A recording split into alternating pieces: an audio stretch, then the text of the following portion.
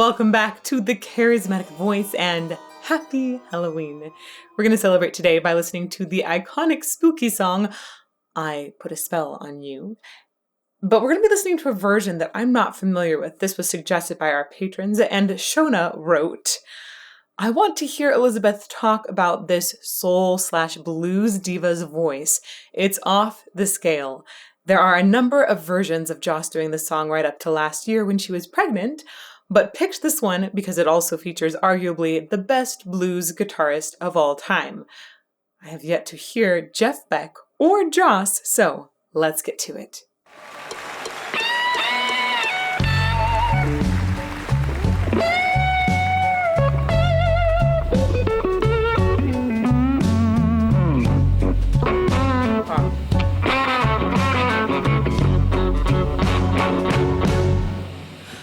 Put a spell on you because you're mine.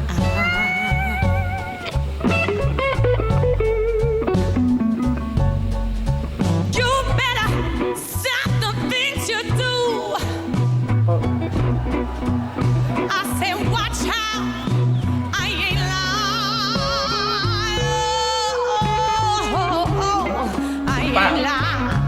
Wow, she's got a killer voice.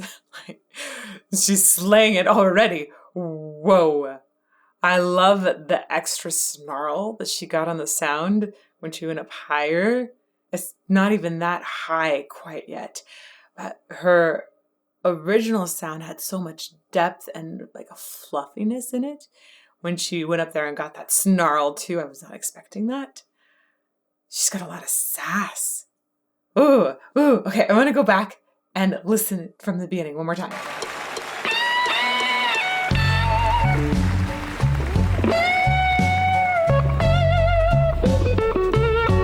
Okay, so I'm guessing that is Jeff Beck.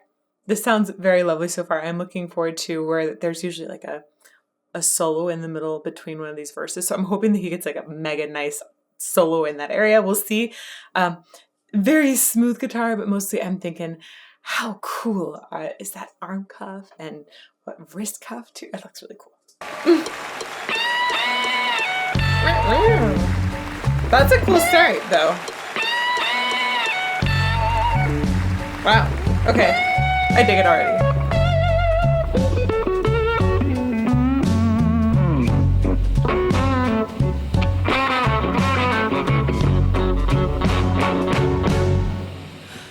Put a spell on you because you're mine.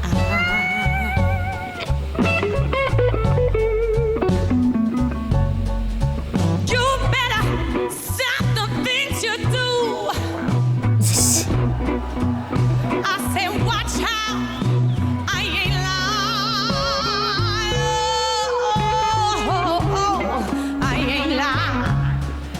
I really do like the interjections that you hear beneath her in this guitar. It's like, I almost feel like she's the consciousness of the song and then he's the subconsciousness of it, interjecting little bits, like almost like extra thoughts that might happen that aren't actually sung. Very, very interesting. Additionally, I was noticing that he was doing a more mellow tone at one point and then got into a sassier kind of tone, a little more distortion on it. And I feel like that is mimicking also what she's been doing. So really interesting combo between these two already. I want to go back to the beginning one more time just because I want to listen more to how this shift in tones maybe mimic each other or a little bit of that conversation between the guitar line and the vocal lines. There's a lot that's weaving.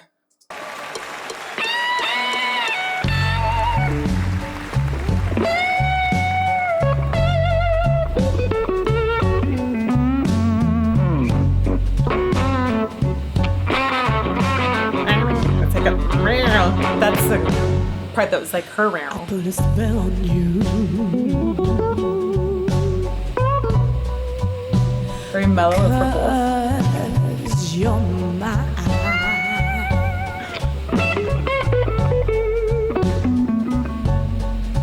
You better stop the things you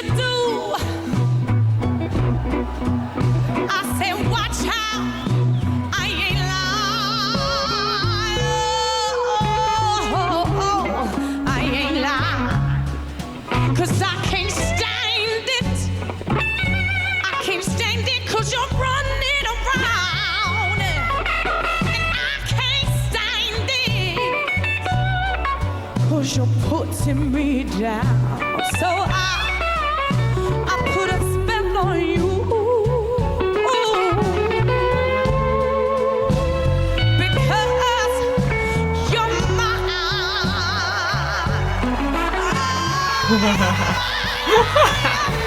Whoa, whoa. That was a cool vocal moment.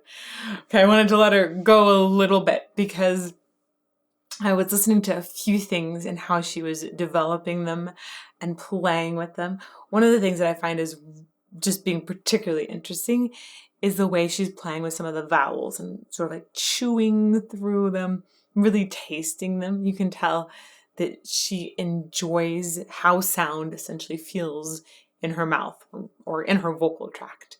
And another thing she does is, well, sort of pop on a note and then drop on another one. And it's a way of essentially like articulating and adding some fun pizzazz. And I've heard something similar in a couple spots on this song before, so it sounds like she's taken maybe an idea that I've heard other performers do, but she's accenting it a lot more. There are a few different things though, so I want to go back. Oh man. She also has mega great control over her vibrato. Sorry. Right, she's able to make it wide and fairly fast, which she did right there. You better stop the things you do. Notice how much teeth she has in her sound. This is part of the reasons it sounds like she's got so much bite and snarls, because there are a lot of teeth. And when you're showing your teeth like that, it affects the tone quality of the voice.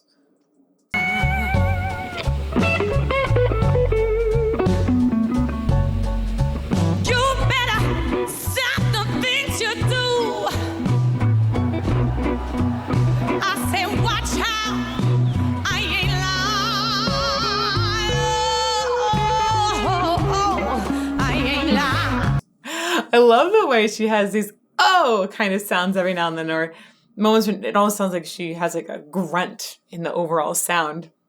It reminds me of some other blues singers I've heard live.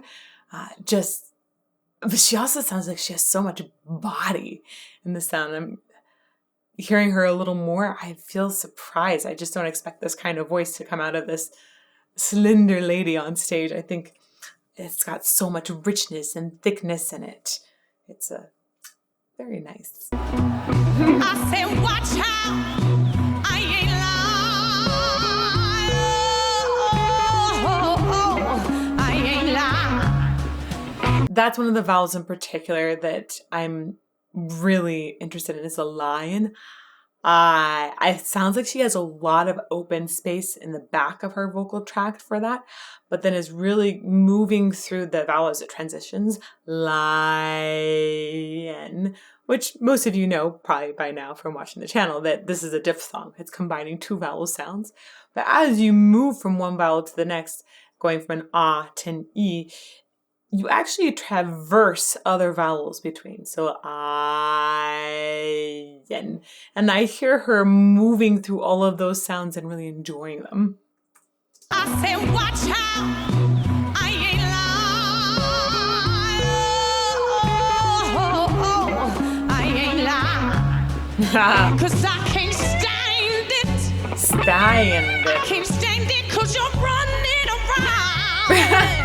And just, it's like she made another diphthong out of stand. Stand it. I ain't lying, 'cause I can't stand it. I can't stand it 'cause you're running around. Oh, it's such a cool back. Oh, that's such a cool back and forth between the guitar and the voice. I can't stand it 'cause you're running around. Ooh, I like that distortion with it. 'Cause you're putting me down. So I put a spell on you.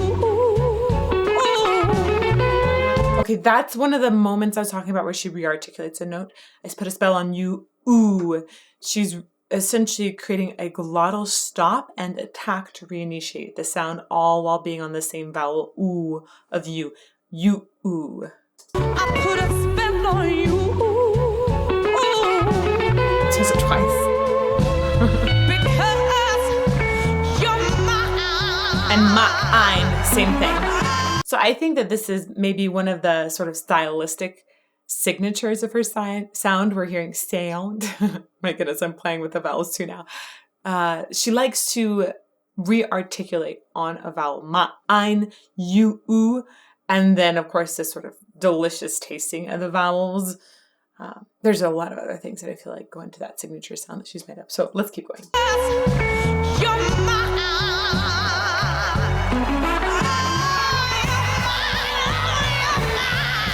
Wow.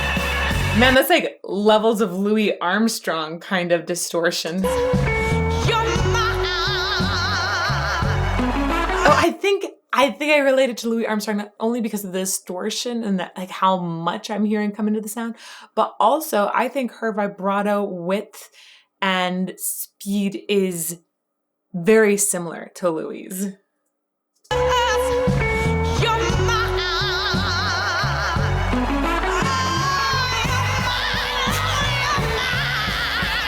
Wow. Wow.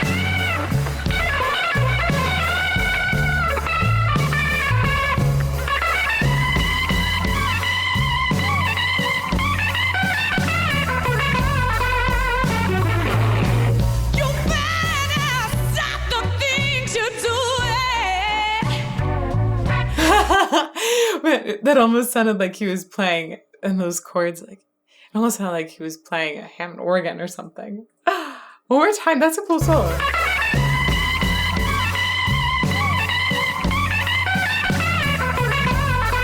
I just really like the way that he, in a relatively short period of time, was able to build it up so well and then let it sink down just a little bit so he wasn't covering her on her entrance. It's very well crafted.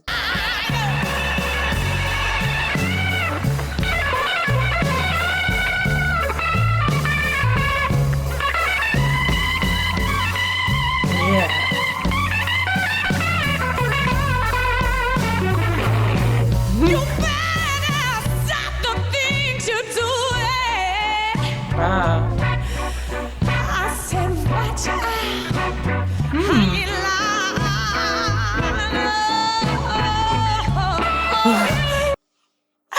Again with those like grunts and groans, it reminds me a little bit of the original recording. Screaming Jay Hawkins had some of those in there too.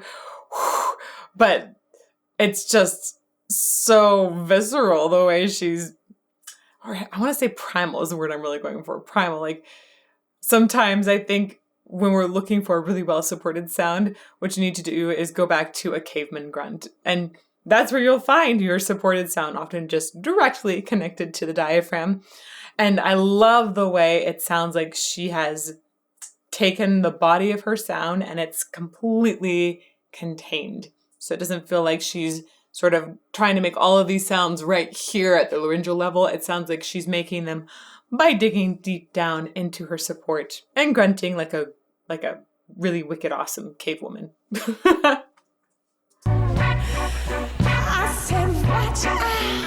Oh, that I was going to talk about that part too. I forgot. I love the way she's brought so much more air into the sound here. She has a lot of fun expression and sass. You better stop the things you do. Wow. I said, watch out. How you lie.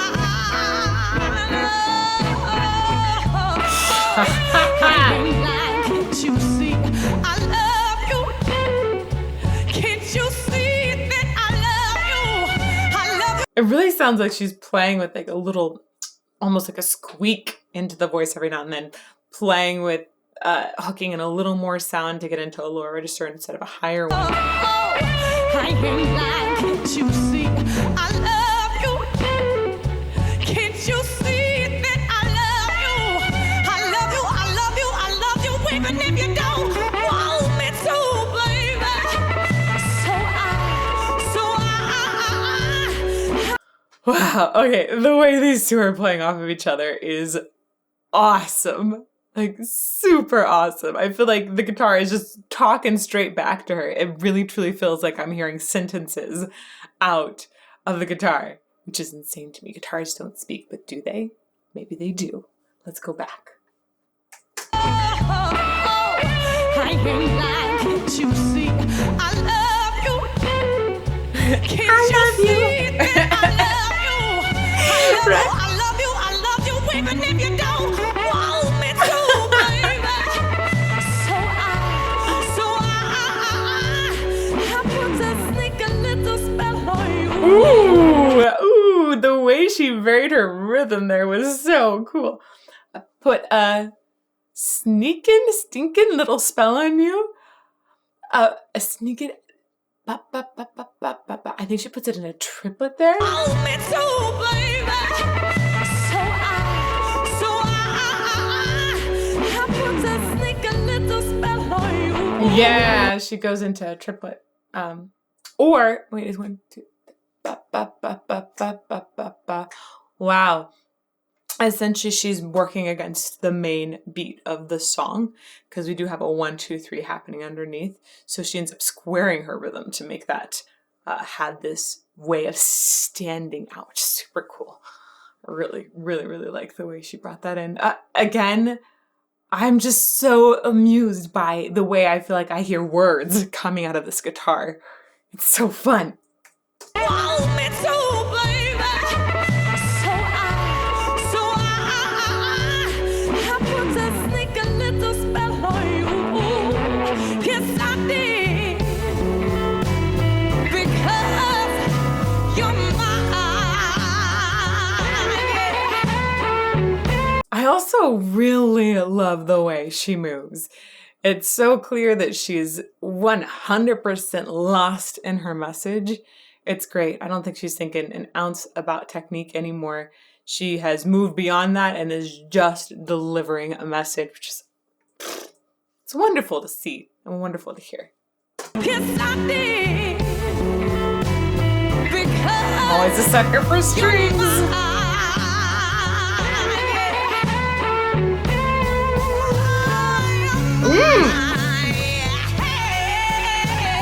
Oh, okay, so she did the groany thing, our primal cave woman, awesome wicked grunts, and then right after that she did the reattack of the vowels in there as well.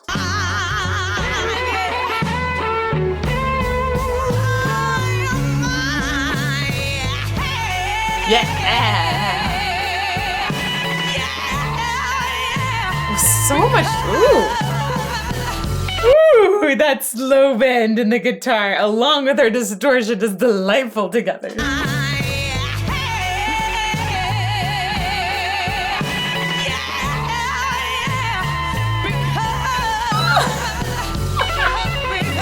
more time. Oh my gosh. Once again, this is such a good moment.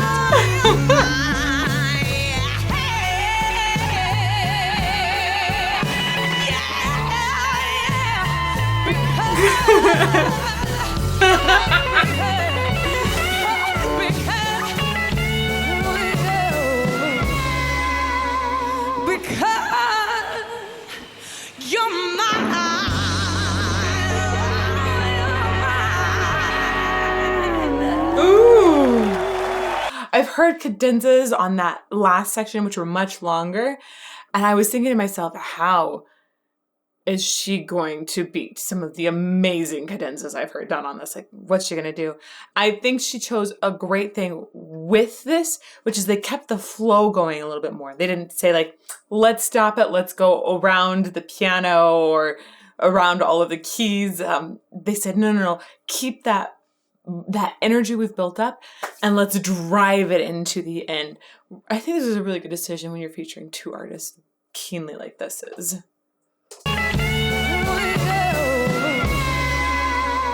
Because you're mine.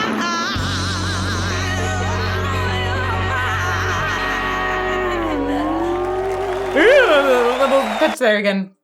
Just notice as she's singing mine, that snarl that I'm talking about, it's so extremely present. And you can see like little raises in the upper lip, particularly to get some of that snarly sound in there. Because you're so much good distortion there. Awesome. The whole thing was fantastic, but I still can't get over that moment when Jeff Beck did that pitch bend and Joss was doing her gravelly rouse snarl at the same time. And it was glorious. It was so fun to hear two incredible artists in sync with each other and really finding a musical climax at the exact same moment. I loved that. So thank you so much, patrons, and happy Halloween to everyone. If you want to go down a fun Halloween spiral today, you can check out this playlist over here. And may you fall more in love with music every day.